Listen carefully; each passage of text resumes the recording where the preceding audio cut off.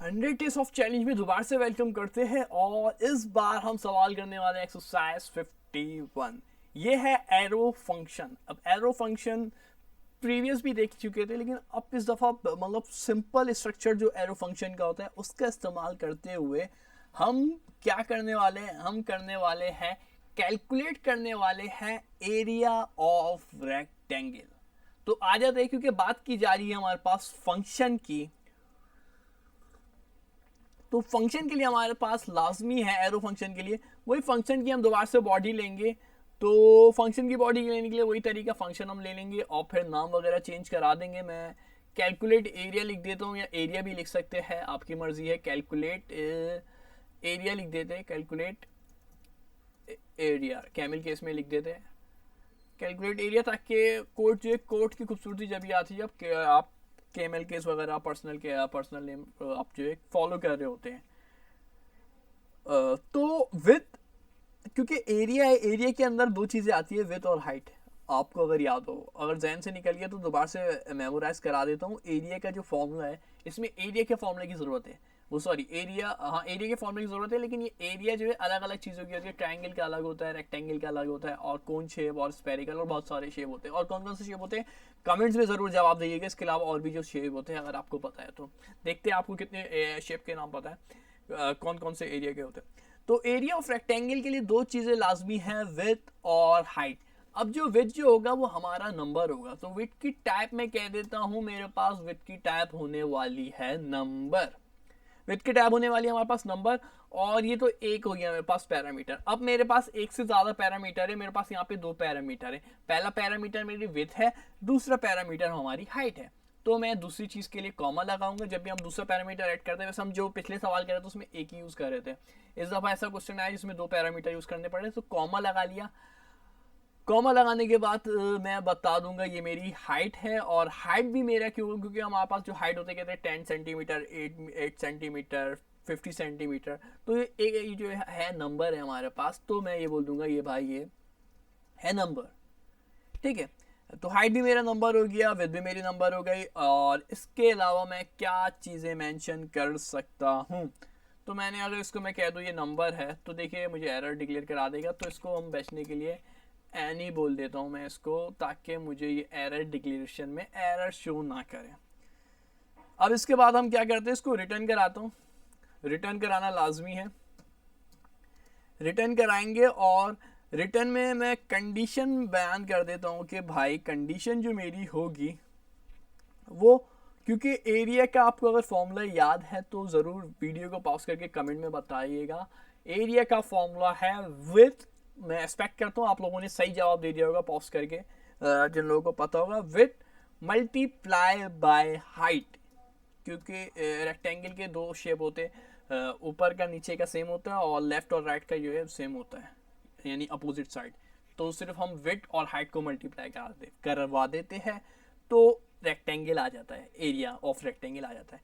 With multiply by height कराया तो हमारे पास ये हमारे पास रिटर्न फंक्शन हो गया। और नेक्स्ट जो हमें देना है वो लाजमी, let calculate area, calculate area, अच्छा एरिया सभी बड़ा आ गया। एरिया, एरिया के बाद हमारे पास एरो लिख देता हूँ मैं अपनी आसानी के लिए, कैलकुलेट एरिया। अच्छा ऊपर स्पेलिंग गलत है, कोई मसला नहीं है, इतना गुजारा कर लिएगा। जो यहाँ पे यूज़ करे आगे भी वो यूज़ करिएगा, बस इस बात का ख्याल रखिएगा।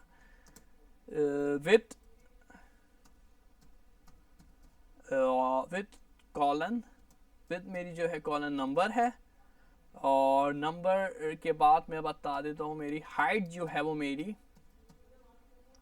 वो भी नंबर है। मैं पहले ही बता चुका हूँ, दोबारा से एक बार डिक्लेयर करा रहे हैं।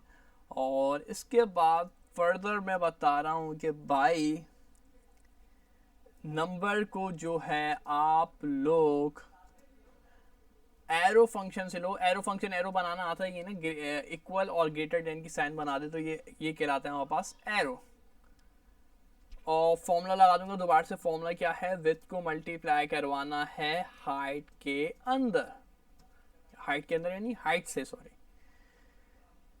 नेक्स्ट जो होगा मेरे पास क्या होगा, console dot log.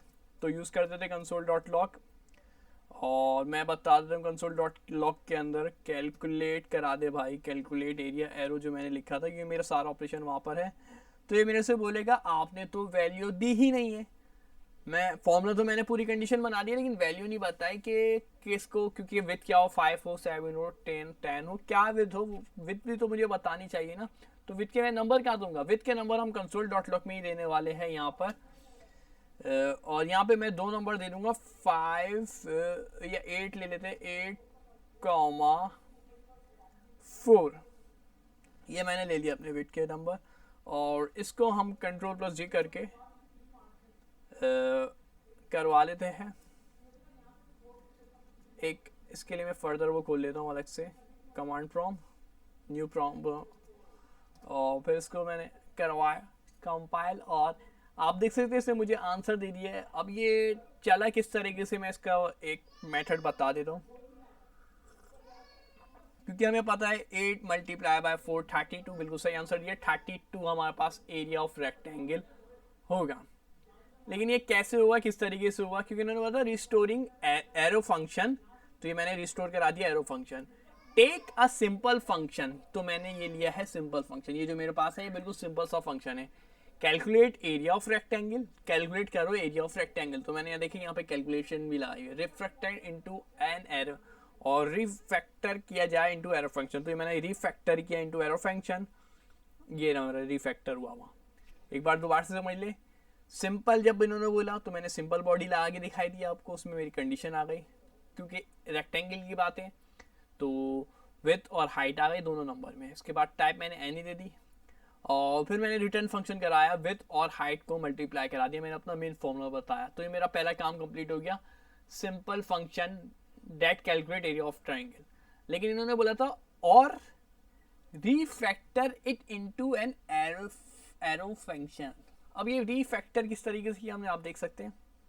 Arrow function के हम फंक्शन से यूज नहीं करते, हम लेट से यूज करते हैं हम भी, जब भी एरो फंक्शन बनाएंगे। तो लेट का इस्तेमाल करते हुए हमने वेरिएबल बनाया कैलकुलेट एरिया एरो के नाम से।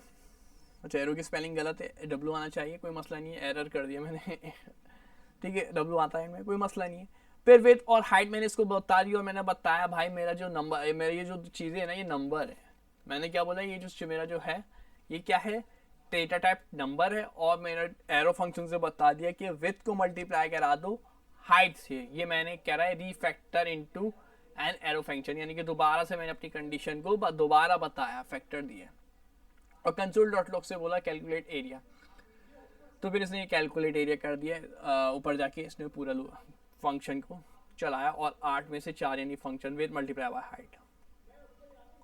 तो ये थी हमारी वीडियो एक्सरसाइज 51। इसी तरीके से फर्दर भी क्वेश्चन आते रहेंगे, तो इंपॉर्टेंट अपडेट आपके पास आती रहेगी। प्रोजेक्ट वर्क भी हम कर चुके हैं, और टाइपस्क्रिप्ट बिगनर की सीरीज भी सीख रहे हैं, और क्लास में जो काम किया करवाया जाता है उसकी भी वीडियो चैनल पे आते रहती है।